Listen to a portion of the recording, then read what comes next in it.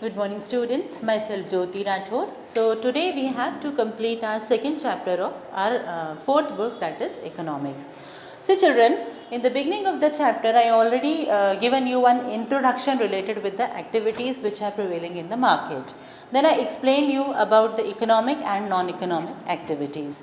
Now this is the classification of economic activity. Now the topic is very important for you.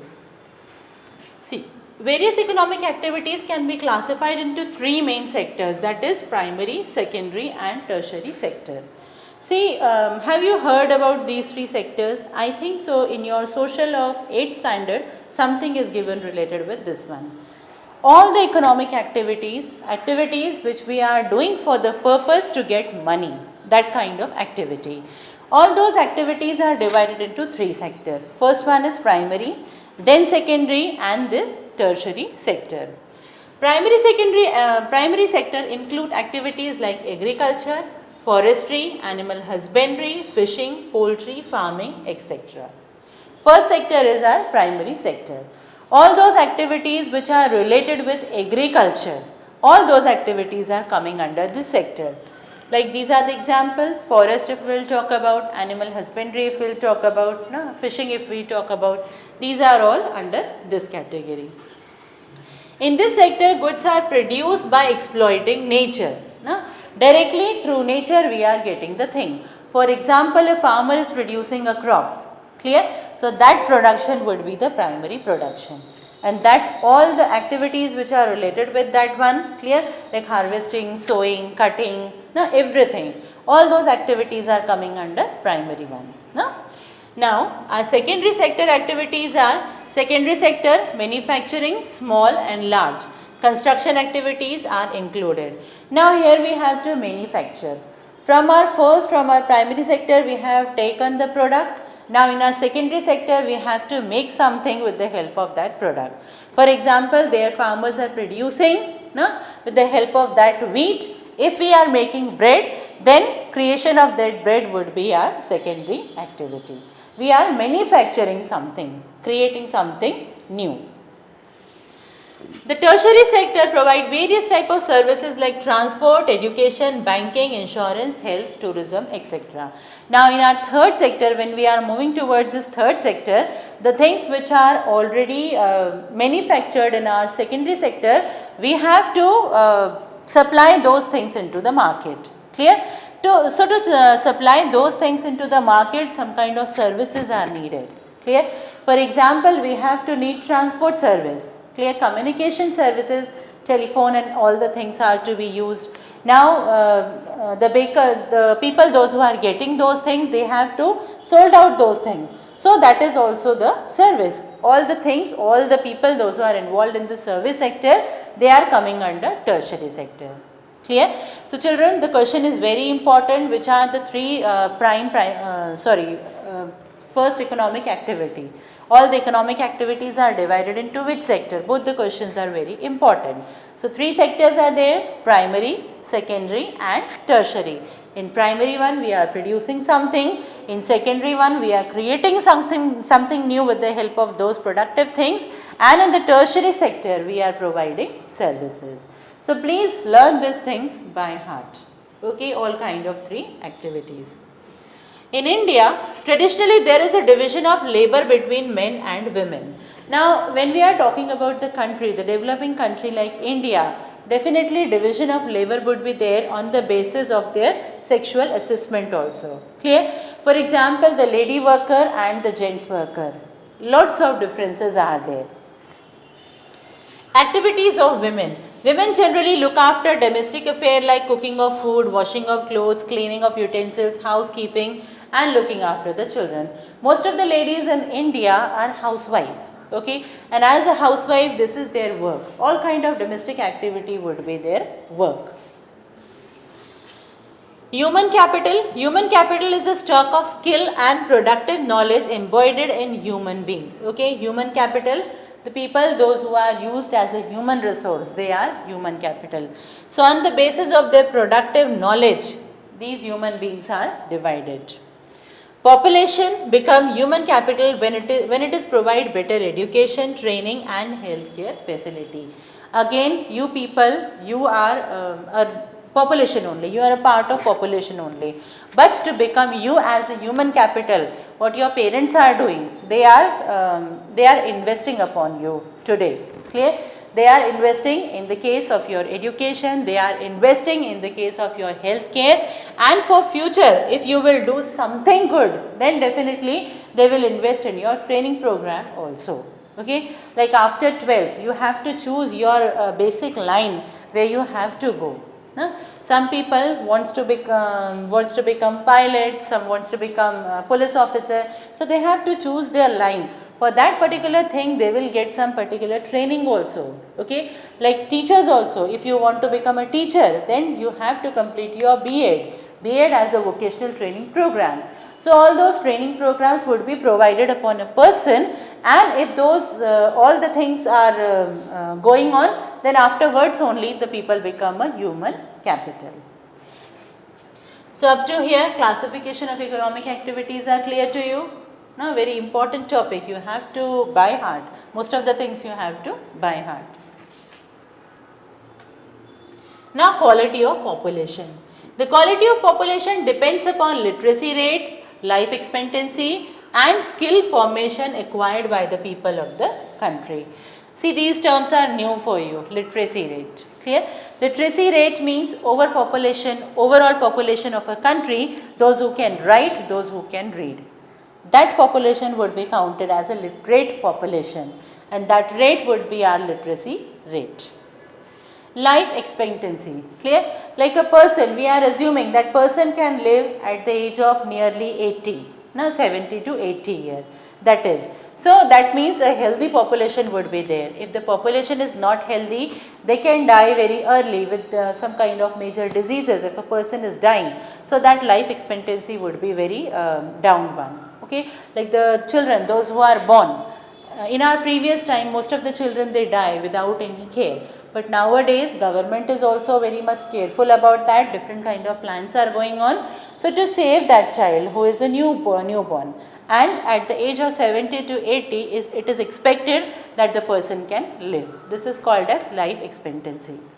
And then we have different kind of skills. This is used for the formation acquired by the people of the country. Role of education. Education is very important. Education plays an important role for the welfare of the country's population. Education is most important component of human resource development.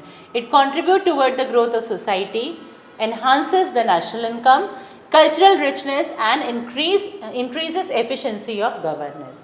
Lots of things a population, education can do. First thing, it contributes toward the growth of society. Okay, to become a successful society, if the society is productive society, definitely most of the people are educated. Clear? Then enhances the national income. Okay, national income means overall income of the country, that is national income. So if the person is very productive, very educated, then definitely it enhances the growth. And then cultural richness. Okay, in our society also lots of things educated person can give. If the person is not at all educated, definitely it would be a, it would spoil the society. And the efficiency of governance. Okay, government also can do their work efficiently if they are educated and if the rest part of the society would be educated. In view, the contribution towards the growth of society, government expenditure on education as a percentage of GDP rose from 0.64% in 1951 to 52. Now in 51 to 52, that is the role of the education. This is the percentage of education. Only 0.64%. This is a data of that time period. And this time when our society was free from the British clutches. Now 2002 and 3, once again when the percentage of education was counted, it is nearly 3.98. From the 0.64, it is 3.98 now. Little growth was there. But then our national goal is 6% of the GDP. Okay, but according to this GDP means gross domestic product. Clear? So according to this gross domestic product, the role of the education would be nearly 6% for the society, at least this much percentage. Literacy is uneven between male and female. See, reasons are many more. Why the percentage of education was very less? Number of reasons are there. First reason was the literacy is uneven between male and female.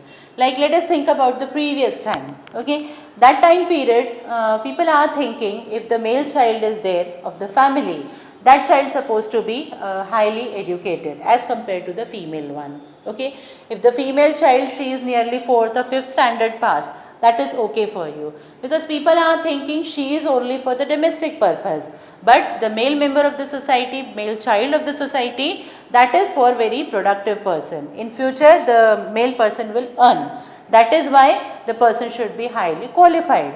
But like nowadays you children are very much blessed, your people are not even no discrimination is there between male and female.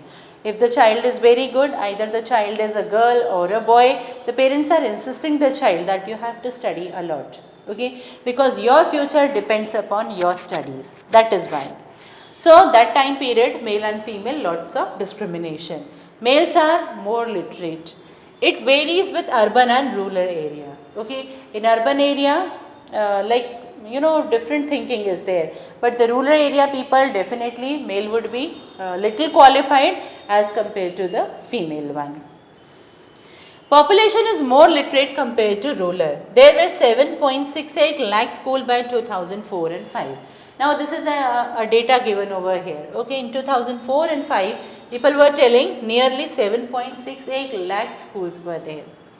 But education is diluted by the poor quality of schooling and high dropout rates.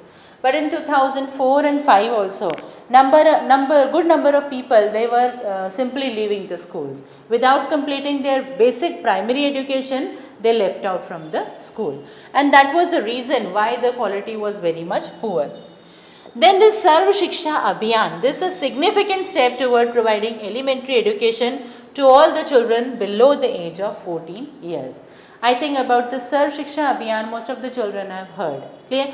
Like big posters are there, a pencil is there, a child is sitting over that pencil, and in the semicircle way, it is written as Sarv Shiksha Abhiyan. The meaning of this Abhiyan is that at least the primary education, that is up to the age of 14 years, child should complete his or her education. Afterwards only, if the child is able to write, if the child is able to learn, if the child is able to do the things, clear?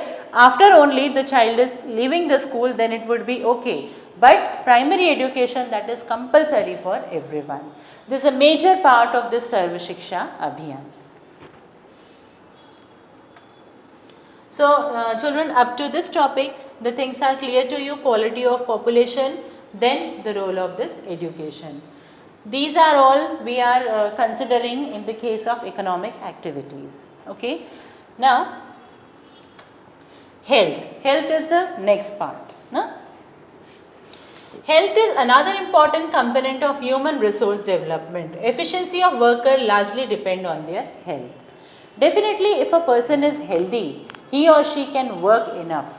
No? If the person is not at all healthy, then definitely after some time, some kind of lethargy comes upon the person and the person is not able to do the job. Okay? So, health is very important issue.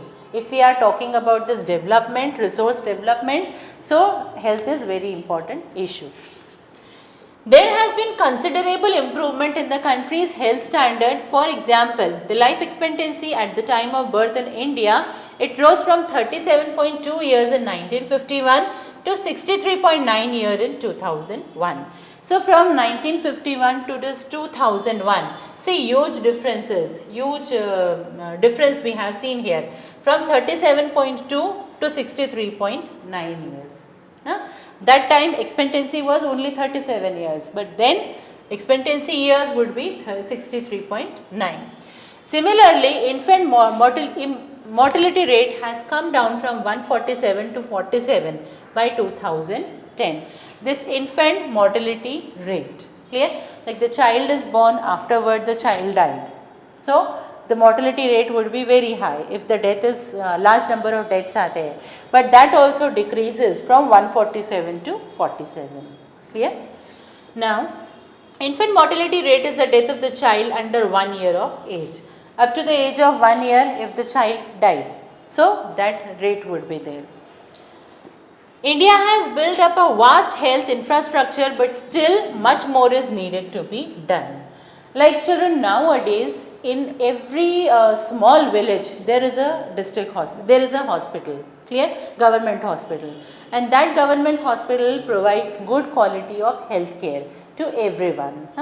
Without giving much more money, you are going there and you are safe there. So in that case, government is investing a lot in our health care. Even the workers also, like this Asha Karyakarta also, even for the Pulse Polio program also, people are coming to our houses. All these are the part of our system, and definitely government is doing lots of things. These health workers, they are going interior villages and they are telling the people that if your girl is born, then she is also having important value, no? And even lots of things are done for the girl child also. This is only because the people have to take interest in the birth of the child, clear, the welfare of the child. The next point is unemployment. Unemployment is said to exist when people are willing to work at the prevailing wage rates cannot find job. Like the person, an employed person, clear, and after that for example a literate person would be there. After that particular literacy also the person is not at all employed. So that is called as unemployment. When we talk of unemployed people, we refer to those who are the age group of 15 to 59 years. From your age group up to the age of 60 years. Most of the people, those who are not doing anything, any productive thing, so that would be counted as an unemployed person. Children below 15 years of age and the old people above 60 are not considered while counting the number of unemployed. Clear? Like less than 15 years and more than 60 years, they are not the group of employed people because they will not do any kind of job. After 60, if you are thinking the person can go out and earn anything, that is your stupidity. Because now the age is a bar, and age is telling the person that you are not able to do any kind of job. That is why the retirement age for the government workers also, that is only 60 years. Because after 60, government is also thinking that the person is not able to do anything. And below the age of 15, because the child is already studying. So how the child will earn anything? That child also, like the labor child, child labor, that is again a crime. Because the small children, that is their age for studies. And if the child is working, then definitely that would be a stupid thing a person is going to be expected. Okay. So this is all about our unemployment. The nature of unemployment in India. Seasonal unemployment and disguised unemployment. Again children, two important terms for you, seasonal and disguised. Seasonal unemployment means when the people fail to get work during some kind of month for a year. Farm laborers usually face this kind of problem. For example, like on a farm, if a person is doing something, a farmer is doing something, for a particular month the farmer has to give his or her time for that farming, clear? The rest of the month, if the farmer is not doing anything, then definitely the farmer would be unemployed one, clear? So this is all about seasonal. No? Then when we are talking about this disguised unemployment, this is the next type of unemployment. For example, in a farm, nearly 20 people are working, clear? But for that particular farm, only 11 are needed. So the rest 9, if they are doing any work, that is also not at all useful. If they are not doing any work, that is also not useful. So those 9 people, they are disguised, they are unnecessarily employed there. So in that case, they are the part of disguised unemployment. Okay. So this is all about our seasonal and disguised unemployment. Disguised unemployment is another kind of unemployment found in rural areas. Such kind of problem arouse due to the excessive pressure of population on agriculture. because most of the people, they are working in agriculture sector, most of the farmers are there in the rural area. So they are suffering with this disguised unemployment. Disguised unemployment refer to a situation wherein a number of worker in a job is more than actually required to do the job. As I am telling you, 20 are there on the same farm, but only 11 is needed. So rest 9 would be disguised. Unnecessarily they are employed upon. The extra number of the worker, they are disguised unemployed. Increase in unemployment, it is the indicator of a depressed economy. And if such number is there, such huge number is there, then definitely society progress, economic progress would not be there for the society. Understood all of you? So this is all about the nature of unemployment in India, seasonal and disguised. Now children, the consequences of unemployment, because we all know unemployment, it will be a hindrance for the society's growth, and definitely there are lots of consequences. Unemployment leads to the wastage of manpower resources. Okay, if big number of unemployment would be there, then definitely man as a resource, that is a waste, first thing. Then unemployment tends to increase economic overload, that is dependence of the unemployed on the working population. Okay, for example, in a family there are 5 people, one child is there, rest 4 are there, and from those 4 only one is working. One female, she is supposed to work for the family, she is a domestic worker, but one man is working and rest 2 are there. So in that case, those 2 supposed to be the unemployed sector of that family, and in that case that would be the burden of the family. If same huge number would be there for the whole society, then definitely it would be an overload, an economic overload for the society. And the third thing, unemployment may lead to increase in social unrest and tension. Lots of youth, those who are not at all employed, like after completing your 12th, after your graduation, after this one, that one, this one, that one, you will not get any job. Then that would be a frustration, that would be a tension. Family would be pressurizing you, we have invested a lot upon you and you are not doing anything. So that would be a tension. So to remove that tension, you have to work from now. This is a hard time, you have to work. Clear? Now children, these are all the consequences of unemployment, and I hope so the lesson would be clear to you. Lesson is very simple enough and even interesting also, because most of the example from society only it is taken here in our lesson, and this is all about our society, how the society would work, because each and every time your parents are telling you, study, let us study, let us study. So why the study? Because in future you would be a resource. You would be a productive resource. So definitely to become a resource, you have to work hard upon you from now. Understood children? So this is altogether our lesson. Now after watching my video, I think so lesson would be clear to you. You have to read your lesson, you have to see the video, and you have to plan your own lesson in your own ways. Okay children? So till that time, thank you.